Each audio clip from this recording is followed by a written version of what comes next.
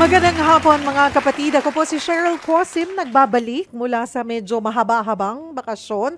Sana rin po kayo ay nagkaroon ng pagkakataon na makapag-reflect over the Holy Week kasama po ang inyong mga pamilya. Well, I'm glad to be back. Sana po you're also glad to hear and see me again. Na-miss ko po kayo mga kapatid at salamat of course kay Mase. Si Mase lang ba ang pumalit sa akin? Ayan, hi Mase. Salamat Mase sa iyong oras at sa mga susunod pang panahon mo. Ako po, si Cheryl Cosim mga kapatid at ito ang programang Sagot Kita. Kami po ay napapakinggan nyo sa 105.9 sa Mega Manila, 106.7 sa Davao, 101.9 sa Cebu, 101.5 sa Cagayan de Oro, 99.9 sa Ormoc at 107.9 sa Tacloban. Bukod po sa radyo, kami po ay napapanood nyo. Present po kami sa True TV Channel 19. Yan po ay para sa mga Signal subscribers. Kaya saan pa kayo? Dapat mag-signal na. At maging sa Facebook at YouTube, i-search lamang po ang True Network PH. Nagdadalamhati po ang Simbahang Katolika sa pagpanaw nga po ng Santo Papa. Si Pope Francis o si Lolo Kiko na ating binansagan na tayong mga Pilipino nang siya'y magtungo po dito sa ating bansa ay pumanaw po siya sa edad na 88 years old. Kahapon po yan ng umaga nangyari Easter Monday sa kanyang residence sa Vatican's Casa Santa Maria. Matatandaang na-admit po sa ospital ang Santo Papa nitong February dahil sa double pneumonia, di ho ba? Ilang araw matapos nito ay na-diagnose nga siya ng pneumonia po. Matapos ang 38 days, mahaba-haba po siyang nasa ospital, bumalik ang Santo Papa sa kanyang Vatican residence at doon nagpagaling. Balikan lang po din natin ng kaunti yung pagkakaupo ni Pope Francis. March 2013 nang maupo siyang Santo Papa. 12 taon po siya sa posisyon na ito bago nga ang kanyang pagpanaw kahapon. Siya ang ika-266th na Santo Papa. At sa kanyang pagkakaupo, bumisita siya sa 68 bansa.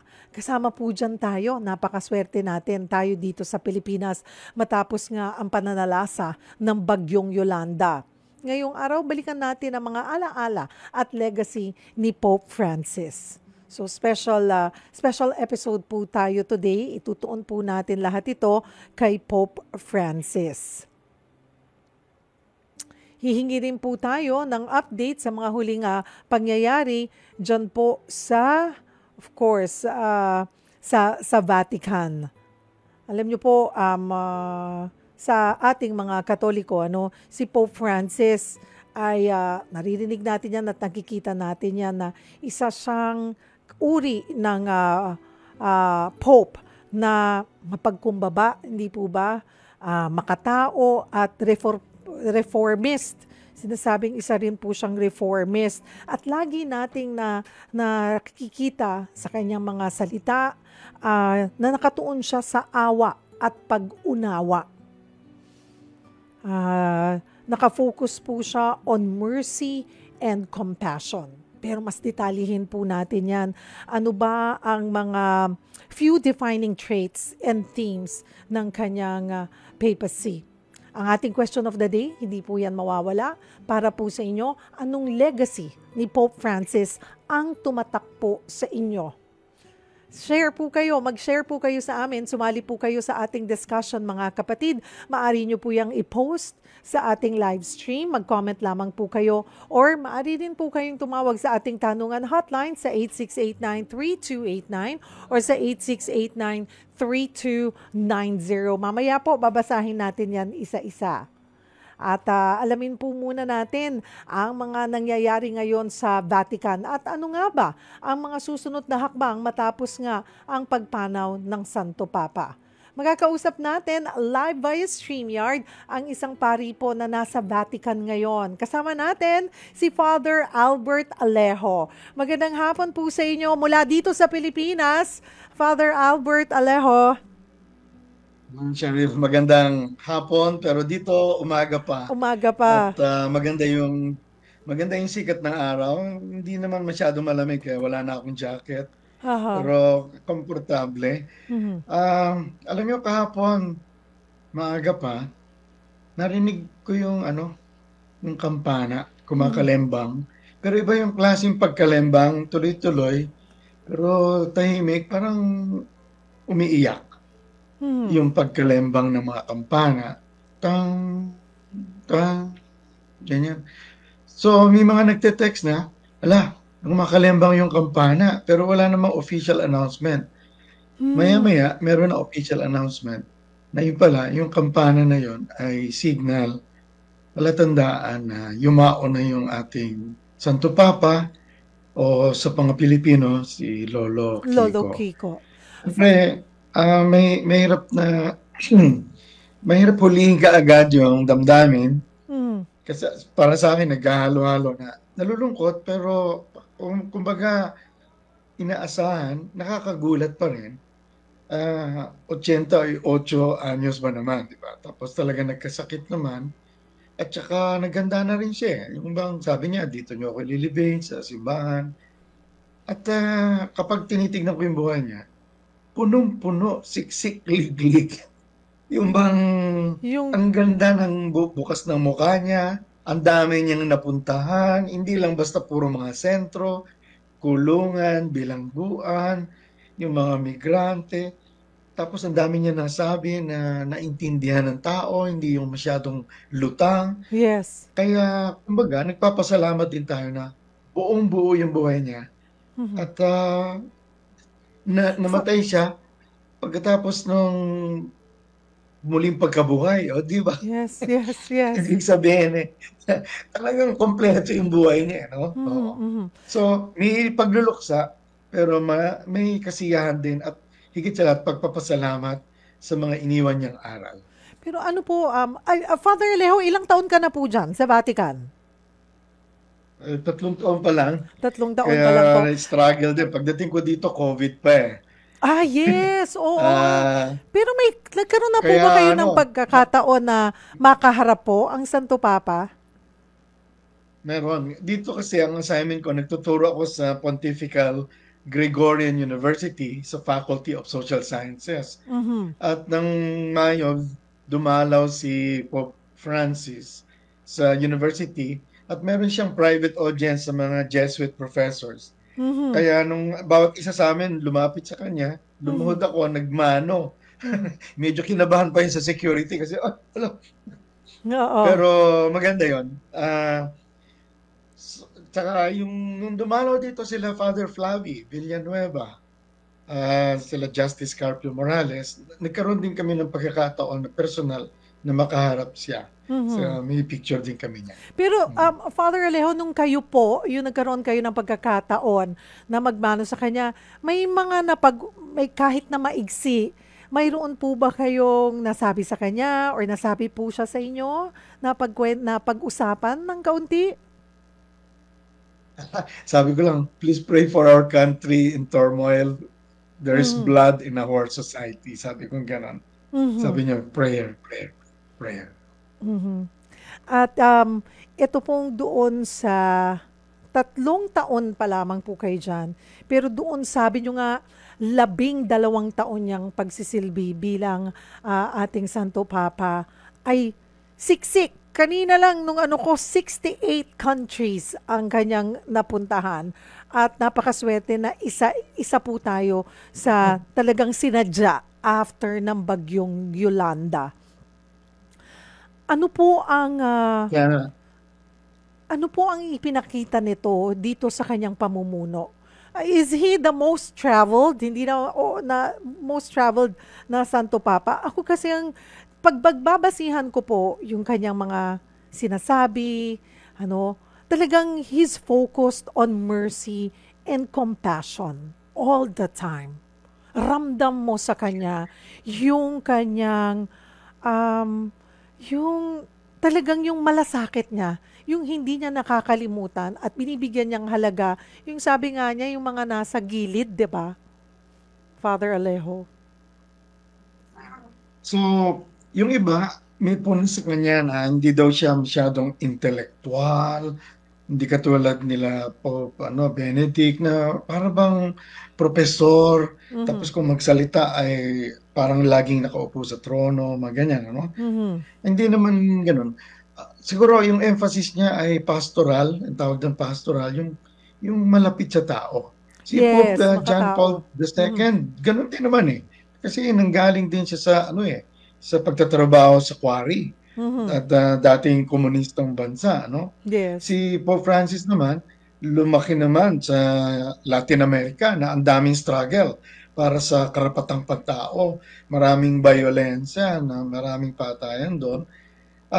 So, ibig sabihin, babad na babad siya sa totoong buhay. Kaya sabi niya, si Jesus din naglakad.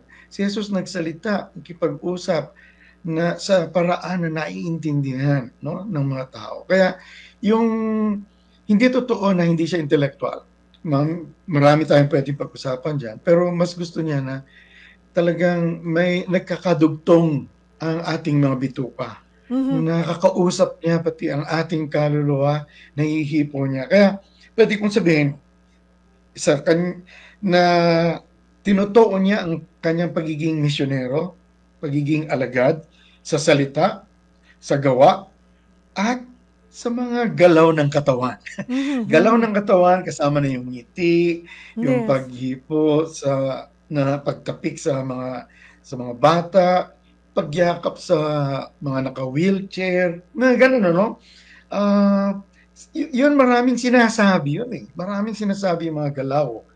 Marami rin sinasabi yung kanyang mga gawa, yung kanyang paglakad, pagbisita, pagbiyahe. At hindi yung sasabihin mo na marami siyang bansa na napuntahan pero baka naman puro capital lang. Hindi eh. Mhm. Katunayan, naranasan natin yan. Yes. Galing sa Roma, sabi niya, naku, ano yun uupo pa lang niya na bilang papa, naku, ano nangyari sa Yolanda, ang daming namatay. Siyempre, marami pang preparasyon yon. Sabi niya, pagdating niya sa atin, sorry, late ako. Sabagay, okay rin naman sa Filipino time yon, di ba? Pero Mhm. sabi niya, andito na ako. Hindi ko matiis na doon lang ako sa Roma na hindi ko kayo papasyalan. Mhm. Dito na ako. Tapos nagmisa siya. Ito, gawa Nagmisa siya, umuulan. Umuulan. Yun lang yata siguro yung pagkakataon na nagmisa siya na nakakapote. Mhm. Naka-raincoat, umahangin, nililipad yung kanyang kapote. At so sa galaw ng kamay, galaw ng mata, galaw ng tenga, galaw ng bibig, ng tapik ng daliri, ganyan. Pinapakita niya ang pagiging alagad ni Jesus. At si Jesus ay nagsimula ng simbahan. Sabi niya, yung simbahan na to hindi pwedeng magkulong lang kahit napakagaganda ng mga templo.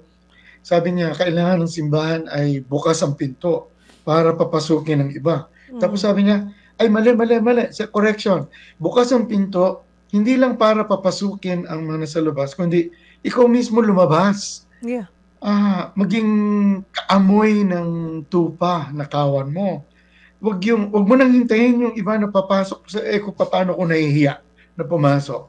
Ikaw na mismo ang lumabas at abutin yung mga nasa gilid-gilid. Hindi lang yung palaging nasa village. Mhm. Kasama na yung mga nasa village. Mhm. Yun. Yung sabi Village. niya na Chiesa in Ushita. Ibig sabihin, Chiesa, simbahan, Ushita, labas.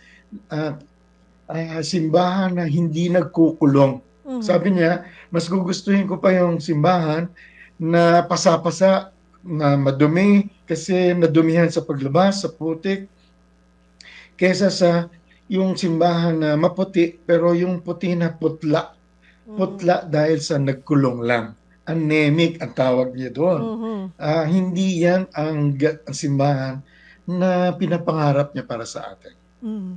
So talaga pong ano para siyang si Jesus. Sinundan niya yung mga ginawa ni Jesus base rin sa Biblia na talagang sabi niyo nga, hindi yung pumasok siya yung lumabas. Talagang Mm. lumapit sa Umaabot, tao. umaabot sa iba. Oo, Mm. yung kanyang pagiging yung estilo ng kanyang pamumuno na mas pastoral, makatao yung approach, nakikinig, nagbibigay ng pag-unawa at lumalapit sa mga tao. I think yung pinaka talagang hindi lang hindi lang because trabaho niya eh. Ramdam mo sa kanya na yung pagiging genuine, Father Alejo, na talagang gusto niyang ginagawa ito. Actually, hindi nga to ginagawa ng lahat ng Santo Papa. Talagang, Hindi oh, hindi yung palabas lang dahil oh, may yes. camera, ganyan. Hindi lang Yes. yung pupunta ka sa mahirap, may dala-dalang bit-bit ng ano. Siya, Aha. ang bit-bit niya, sarili lang niya eh. Aha. Aha. Alam mo yung iba, Saka yung, hindi mo kalapit sa mahirap at nang saka yung, walang dalang mga regalo. saka yung Father Alejo, Siya yung regalo niya yung kanyang kalooban. pati yung pagbabago niya sa lifestyle ng isang Santo Papa.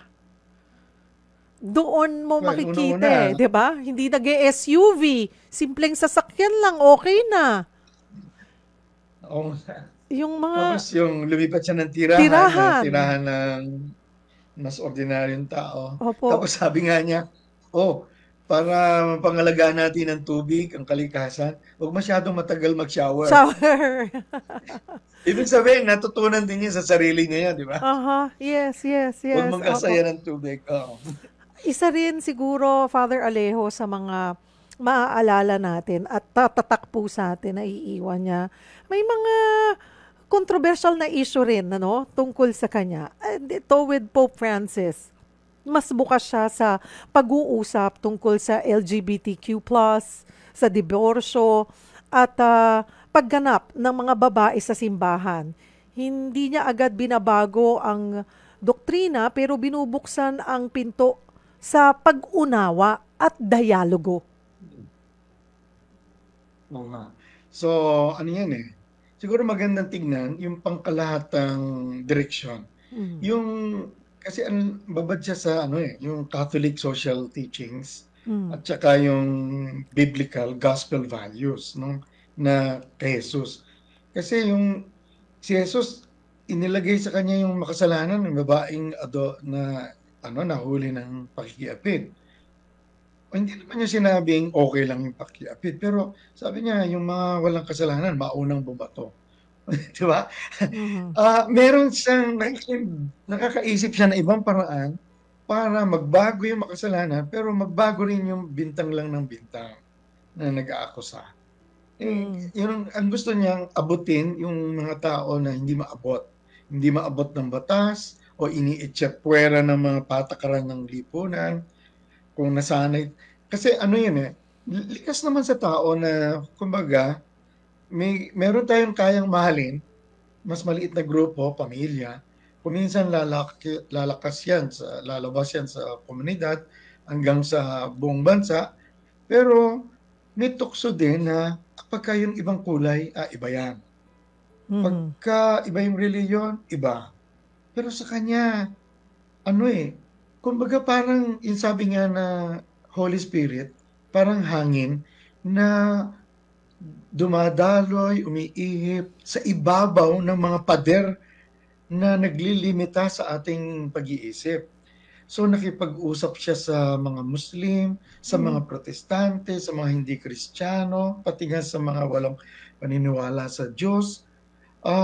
At makikita yan sa kanyang mga sinulat, Yung alimbawa, yung huli niyang encyclical, yung Fratelli Tutti, Mhm. kinu-quote niya, meron siyang kinu-quote na hindi Kristiyano, Mhm. Protestante, at Muslim, Hindu, Jewish, Orthodox. Pati si Gandhi, binabanggit niya, naging inspirasyon niya. Ayun mo yun, namumulot siya ng karunungan at kabanalan kahit na sa ibang mga pananampalataya. Mhm. At ngayon, pagka ganyan kalawak ang pagmamahal ng Papa, ibig sabihin, parang sinasalamin niya kung gaano kalawak ang pagmamahal din ng Diyos. Mhm. Na ang Diyos, ang pagmamahal, ang kagandang loob ng Diyos, hindi para sa isang sekta lang na sila lang maliligtas. Walang pinipili. Ngayon, kung diyan mo titignan, maintindihan mo kung bakit gusto niyang buksan ang mga pintuan ng mga pamahalaan sa mga refugees, sa mga migrants. Yung umigera sa si Libya, tatakbo ngayon sa Europa, sasabihin niya, tumatalipas lang yun sa giyera, sa gutom, sa mga sakuna. Yung Mm. naman natin pagsara, di ba? Halimbawa, bumabagyo, kumakatok, sasabihin mo, hindi, bumabagyo nga, tapos may giyera, tatamaan sila ng mga missile. Siyempre, pagbubuksan mo, may problema dyan, pero gawa natin ng paraan. Kung papapasukin mo yung mga migrants, mga refugees, ba't hindi rin natin matatanggap kung halimbawang ang limitasyon ng ating pag-iisip babae at lalaki, paano naman yung nasa gitna o nasa paligid? Mm. Pag-isipan pa rin natin, makinig tayo sa totoong sitwasyon. Mhm. Tsaka huwag yung ipilit lang yung teksto ng doktrina tapos wala nang pakialam Mhm. sa totoong pinagdadaanan sa kalooban ng bawat isang tao. Mhm. Hindi yan madali, pero sinasabi niya, hanapan natin ng paraan. Yun, Mhm. ang kagandahang loob ay hindi isang sulok ng dibdib, Mhm. kundi isang bukas na mga bintana at pinto. Hindi naman, pag binuksan mo yung bintana mo, hindi naman tinatanggal mo yung mga dingding, di ba? Mhm. Ibig sabihin, may dingding ka pa rin, pero bukas ang bintana. May bakod pa rin, pero hindi laging nakakandado ang tarangka. Mhm. So, tumatawid siya sa ibang relihiyon, tumatawid siya sa ibang sekta, tumatawid siya sa ibang kontinente, tumatawid din siya sa ibang mga gender. Mhm. Yon. Mhm. And Father Alejo, dito po sa 12 pamumuno at ilan nga po, ito po mga nabanggit ninyo na kung anong klase siyang ah, leader ng simbahang Katolika, paano po kayo na-impluensyahan? Paano nyo ngayon, parang napatanong ba kayo or napahinto or napareflect din at binago nyo rin yung inyong estilo ng pagpipreach or pagbibigay ng mensahe sa mga Katoliko tuwing nagsisimba rin po, nakikinig sa salita ng Panginoon. Pa- Nung naging Santo Papa siya, nalipat ako magmula sa Davao, 10 taon ako sa Davao, Mhm. nalipat ako sa Zamboanga 2010 to 2015. Mhm. So nung naging Santo Papa siya, nasa Mindanao pa ako at babad sa mga giyera, Mhm. sa pakipagdialogo sa mga armadong grupo. Mhm. Tapos naging Santo Papa siya. Tapos yung una niyang galaw ay ngiti ka agad. Mhm. Tuwan-tuwa ako noon. Tapos yung unang-una niyang sinulat ay yung Evangelii Gaudium, na yung The Joy of the Gospel.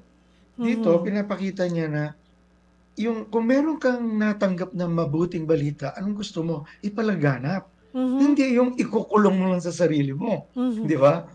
Kaya lang, sabi niya, eto, sineserbo na niya kami dito mga pari. Mhm. Sabi niya, paano ka naman magpapalaganap ng mabuting balita kung lagi ka nakasimangot, lagi kang judgmental, di ba? Bawal nga yung judgmental. Mhm.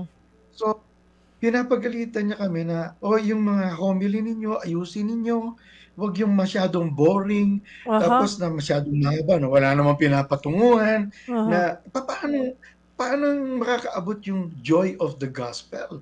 Kung ikaw mismo, bored na bored ka na rin pati sa sinasabi mo. Mhm. Tapos, doon din sa Evangelii Gaudium, sinasabi niya na dapat masaya ang preacher. Mhm. Kapag malungkot, anong mangyayari? Mag-iipon na lang ng mga antik, magkokolekta ng mga orchids, at saka nagkukulong, ang inaasikaso na lang pagandahan ng stola, at saka pagandahan ng marmol na simbahan. Sabi niya, kung masaya ka, hindi ka kailangan mag-ipon ng maraming mga kung ano-ano, mga abubot.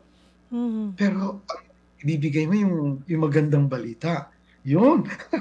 Tapos, ang nangyari, 30 yun Mhm. may gera doon sa Zamboanga.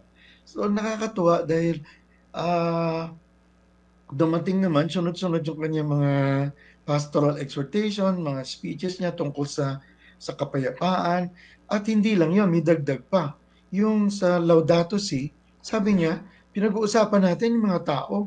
Pero hindi lang, huwag mong kalimutan yung mga hayop, yung hangin, yung ulan, yung mga bundok. Kaya nilabas din niya yung Laudato Si na anong pangangalaga sa ating Kali pinagsasaluhang tahanan. Pangangalaga sa kalikasan, mm, sa mga tanim, sa ilog, dahil nakaharap tayo sa isang malawakang krisis. mm, At sinabi rin niya dito na sa ganitong usapin, napakahalaga na asikasuhin din natin ang kalagayan at ang karunungan ng mga katutubo sa buong mundo, sa iba't ibang panig ng mundo. Kasi sila yung merong spiritual connection with the earth, with the environment.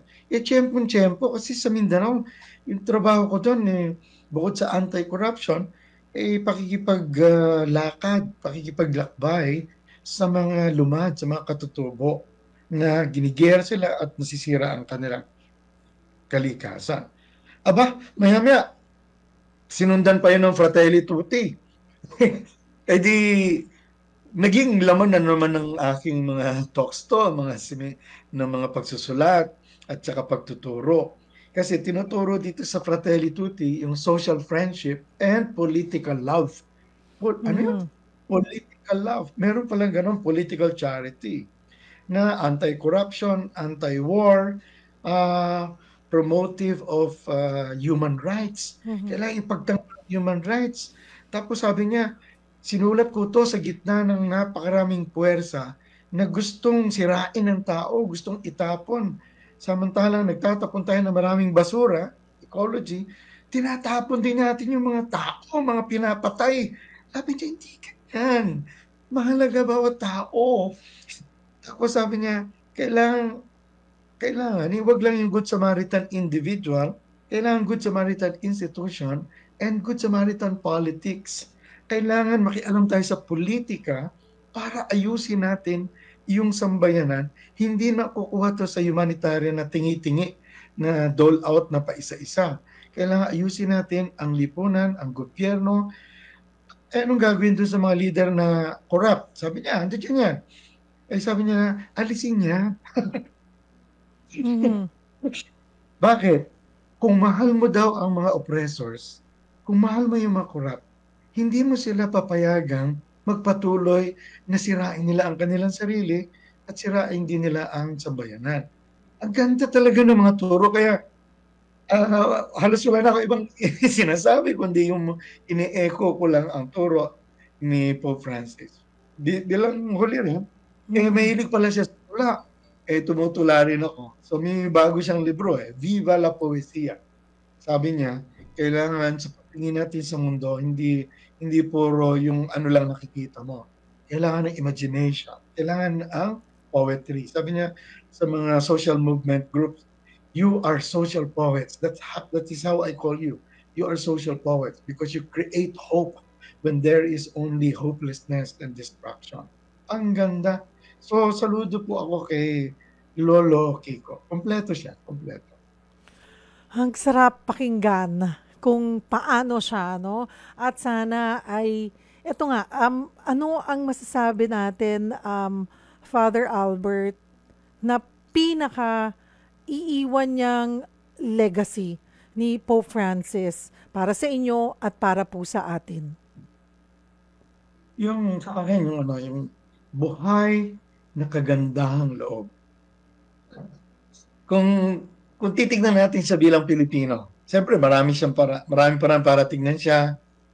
Pero pwedeng pastol sa tupa, mga ganyan. Pero parang yan yung modelo natin ng pagka-Pilipino. Yung punong-puno siya ng kagandahang loob. Ano yung kagandahang loob? Bukas. Parang bahay kubo na akala mo maliit lang, pero pag pumasok ka, pinatuloy ka, buksan mong bintana, kasama yung kapwa, kasama yung mga hayop, kasama ang kapaligiran. Ang ganda. Yung kagandahang loob ay hindi na ano, na nalilimita sa isang uri lang ng grupo. Para tayong mga isla na sa ibabaw ng tubig ay magkakahiwalay, pero kapag ikaw ay sumisid, ay magkakaugnay. Yun siguro sa Pilipinong paraan ng pag-unawa kay Lolo Kiko, yun po ang masasabi ko na puno siya ng kagandaang loob.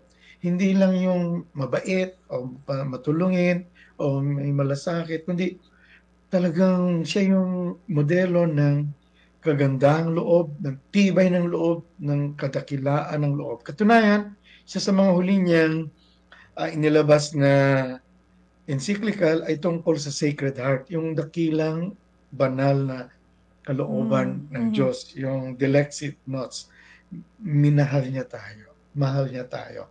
Yan yung pagpapakita, pagsasabuhay ng kagandahang loob. Kung meron kang kagandahang loob, hindi ka malupit. Kung meron kang kagandahang loob, umaalalay ka sa mahina. Kung meron kang kagandahang loob, hindi ka sumusuko sa mga nagkakamali. Kung meron kang kagandahang loob, bukas ang pinto mo, pati sa kumakatok, at hindi lang sa kumakatok, pati doon sa napapalayo. Tomorrow po, ihabol ko lamang, Father Alejo. Tomorrow po ng umaga, no? Simula na ng viewing sa labi po ni Pope Francis. May update po ba kayong maibabahagi po sa amin kung ano po ang mangyayari?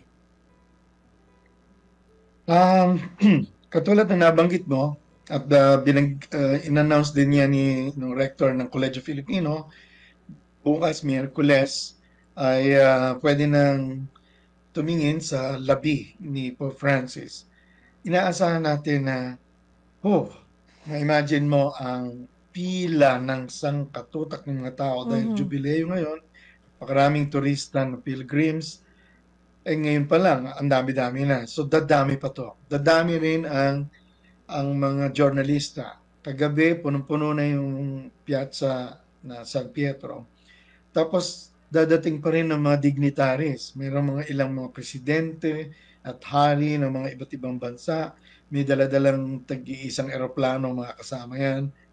At ang naisip ko, dahil ililibing siya hindi sa Vatican kundi doon sa Santa Maria Maggiore, na-imagine ko na lang na pag ipinrosesyon na yung kanyang labi, katawan, sigurado ang mga tao pipila sa gilid ng kalsada, may mga umiyak, siguro may mga daladalang bulaklak, ang kalsada mapupuno ng bulaklak, at magkakaroon ng outpouring of love and compassion. And sana lang, balikan natin yung kanyang mga aral, ang kanyang salita, gawa, at pati yung mga galaw. Marami pong salamat sa inyong oras, Father Albert Alejo. We didn't want to let you go, but you need to be sa isa pa naming programa dito po sa aming estasyon. But thank you for making time po. Salamat. Marami po kaming natutunan sa inyong mga Maraming salamat din ibinahagi. sa invitation. Oo. Baka magtampo sa akin yung mga kapatid ko dito sa istasyon namin pag hindi kita hindi kita pinagpaalam na. Salamat po, Father Alejo. Lilipat tayo sa kabila. Opo. Salamat po sa inyong oras. At sa ating pagbabalik, mga kapatid, kausapin naman po natin ang isa pang pari na nagkaroon ng close encounter sa Santo Papa. Mag-comment po kayo, share po kayo anong legacy ang iiwan po sa inyo ni Pope Francis. Post nyo po yan sa ating live stream, mamaya po babasahin natin. Huwag po kayong bibitaw, magbabalik po ang programang Sagot Kita.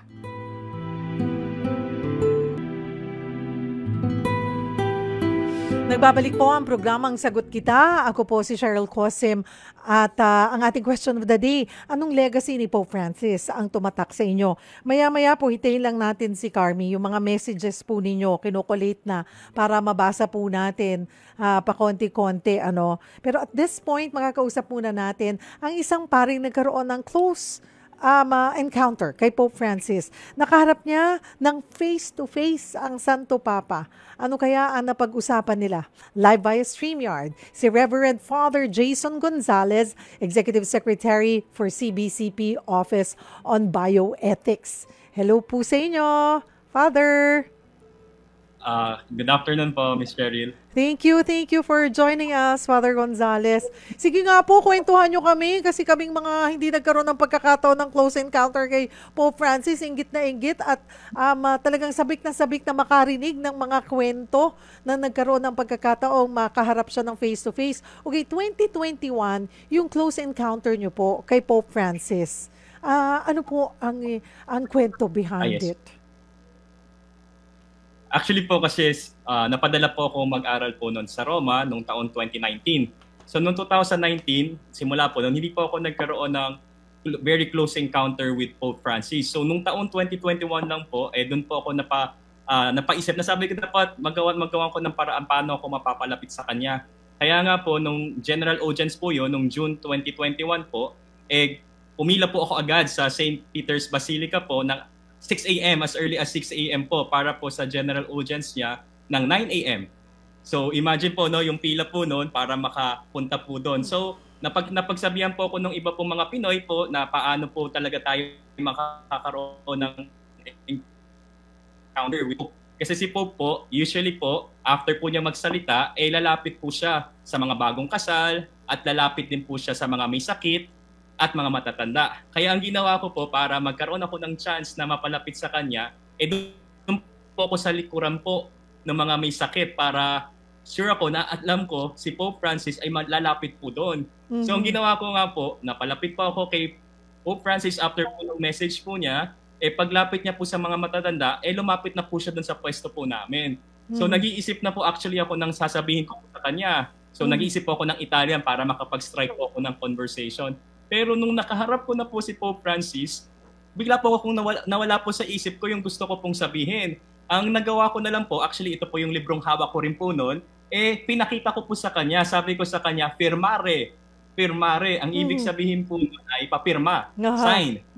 Apo, so nung inabot ko po yung libro ko, binigyan ko po siya ng ballpen, may visual si Father, no? Yung ballpen, tinuro niya po sa noo ko, sabi niya, dito ba? So, tinuro niya po, hindi po, sa libro ko po. Actually po, ito po mismong librong pong ito, yung pinirmahan po niya. At papakita ko po, no? Yes. Ito po mismong libro na pinirmahan niya po sa akin. So, sobrang great blessing po sa akin. At pagkatapos niya pong pirmahan, doon po ako napaisip na sabihin sa kanya yung gusto ko pong sabihin. Sabi ko po sa kanya, in Italian po, Santo Padre, prega per me, sto facendo il mio dottorato. Sabi ko sa kanya, Pope Francis, kindly pray for me, I'm doing my doctorate. Tapos tinanong niya ako, sabi niya, bakit? Ilang taon ka na ba? In Italian din po. Tapos sumagot po ako, sabi ko, during that time po, 32 years old ako. Tapos, nag-reply siya sa akin, sabi niya sa akin, ay, akala ko 14 ka lang. So nung pagkatapos po nyo, natawa na lang din po ako. Tinanong ko po yung katabi ko pong Italiana at tinanong ko kung tama po yung rinig ko. Sabi niya, oo, sabi niya, 14 ka lang. So yung encounter ko with that, I will never forget it. Yung pinaramdam niya po sa akin na even in that very limited times, minutes or less, ilang seconds, na binigyan niya ako ng pagkakataon na maparamdam sa akin yung binibigyan niya ako ng oras at pinaparamdam niya sa akin na nakikita niya ako at napapansin niya ako at alam niyang ipapanalangin niya ako. Alam kong ipapanalangin niya ako. So yun po yung aking encounter with Pope Francis. Father Jason, yung yung kahit na ilang segundo lang pero yung nagbigay siya ng oras para magkaroon kayo ng conversation. Kahit nasabi, mahaba-haba pa nga yun di ba? Nagkabiruan pa kayo. Opo, parang yung tumigil po yung mundo ko, tayo mga Pinoy po. Pansin niyo po, actually, nung pinost ko po yung picture na encounter ko with Pope Francis, may hawak po akong cellphone. Di ba tayo mga Pinoy, gusto natin mag-selfie, pipicturean natin siya. Hindi ko na po siya nahawakan, hindi ko na po siya nagalaw kasi sobrang concentrated ako dun sa aming interaction. Parang sobrang overwhelming po. Hindi ko po maipaliwanag yung kasiyang naramdaman ko nung nakita ko po siya na face-to-face. And after nun, Father Jason, hindi lang naman yan basta pirma sa libro Hindi Yes, lang po. basta pagka nagkabiruan. I'm sure may mas naging malalim na impact sa'yo yung naging maigsin yung pag-uusap o biruan at yung nakaharap mo siya ng face-to-face. Ano yun? Ano yung nabago sa'yo? Ano yung tumatak sa'yo? Sa pamagitan po nung encounter ko po doon kay Pope Francis, mas napaalala po sa akin talaga yung bokasyon ko para maging pare. Kasi meron po akong ehemplo na pwedeng tularan at yun po yung si Lolo Kiko. Ipinakita niya sa akin yung kahalagahan na maglaan ng oras at magbigay ng oras para sa iba. Kaya nga po, to be honest po, yung bokasyon ko po sa pagpapare, siyempre siya po inaabutan ko pong Santo Papa na pari po ako, is na-influensyahan po ako at na-inspire po ako sa mga sharings po niya. Yung kanyang mga homilies, yung mga reflections niya, yung mga turo niya, yung po yung gumagabay po sa akin ngayon kung paano po ako rin po bilang isang pare, isasabuhay po yung aking pananampalataya. Kaya nga po natutuwa po ako yung sa kanyang papacy po, talagang ni-remind niya tayo yung kahalagahan po ng awa. At yung awa po natanggap po natin sa Diyos, yun po yung ibinabahagi natin sa Kanya. At siya po mismo, siya po yung tunay na ehemplo kung paano ipakita yung awa po sa ating kapwa. So doon po ako na-inspire na to continue how to reach out to other people po. Pumanaw si Pope Francis sa Easter Monday. Para po sa inyo, ano ang mensaheng dala nito? Napakagandang mensahe po nito na Pope Francis died after Easter Sunday, Easter Monday po natin, reminding us of the importance of hope. Kasi po, bago po tayo, I think si Pope Francis himself was very happy to celebrate Easter Sunday with us. Kasi reminding us that in the Paschal Triduum po, no, nung Monday, Thursday, no, Jesus was rejected.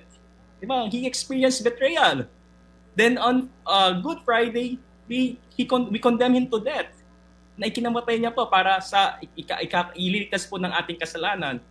And when we had our Easter Vigil, we were reminded that Jesus resurrected. And the same is true, is the message for us.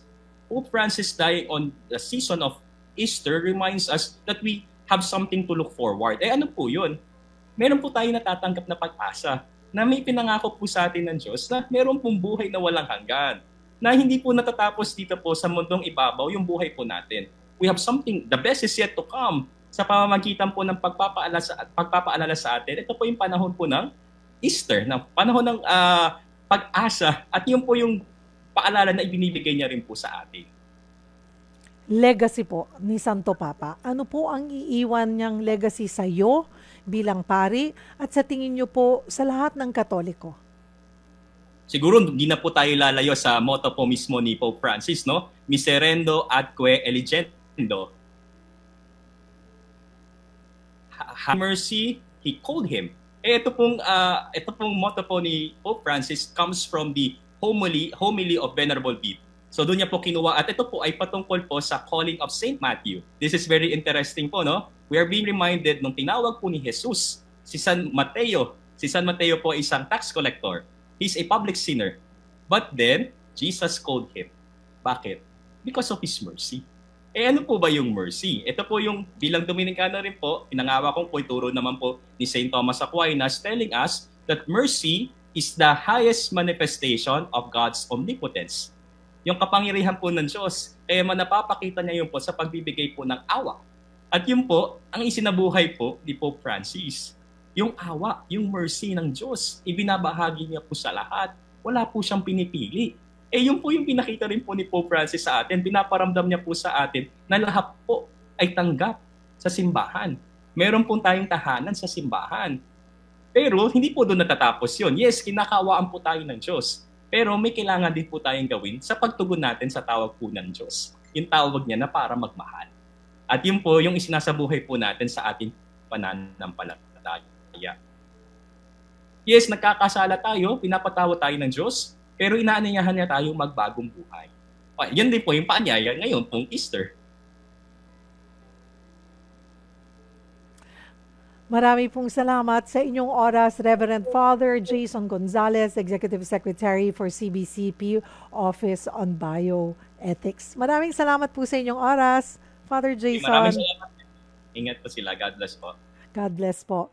Mga kapatid, ito silipin muna natin ang ilan po ninyong mga mensahe bago po tayo magpaalam. Ayan, okay. Sandali lang. Nasaan na? Ayun, si Carmi. Ayan, si Beth Carcusia. Kailangan lang natin ang salamin, mga kapatid.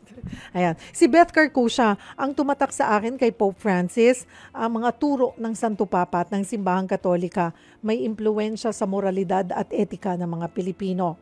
Si J. Lim, yung sinabi niya tungkol sa LGBT, napaka-inclusive ng simbahan. Si Pedrino Lopez, may napanood ako sa Facebook, yung batang nagtanong kung tatanggapin daw ba yung tatay niyang atheist? Tapos ang ganda ng sagot ni Pope. Si Mark Penaz, ang nakakatuwa kay Pope Francis, parang lahat welcome sa church kahit yung mga makasalanan tatanggapin. Si Linda Marie, siya yung Pope na hindi judgmental. Siya yung Pope na iintindihin ang sitwasyon bago manghusga. Beautiful. Si Roberto Dantes, nakakalungkot na pumanaw si Lolo Kiko. Para siyang modern Jesus na bawat tao may karapatan mapalapit sa Diyos anuman ang estado sa buhay o kung matuwid o makasalanan man. Thank you. Marami pong salamat sa inyo pong mga mensaheng ipinaabot. Talagang iba po yung iniwan or tinatak sa atin ni Pope Francis. Talagang ako talagang yung pagiging compassionate talaga natin ay sana hindi natin makaliputan. Si Pope Francis ay isang Santo Papa na nais gawing mas makatao, no? Mas makatao, bukas at may malasakit ang simbahan sa mga issue ng makabagong panahon. So, sana ay hindi natin yan makalimutan. At ipagdasal din po natin yung susunod na mapipiling Santo Papa. Siguro sa mga susunod po na araw, I'm not sure if tomorrow, kasi po yan ay mga kapatid, hindi pa naman yan yung magsisimula agad ang conclave. Bukas nga po yung unang araw ng viewing, which ang normal po ay nasa mga magandang 9 na araw po yan.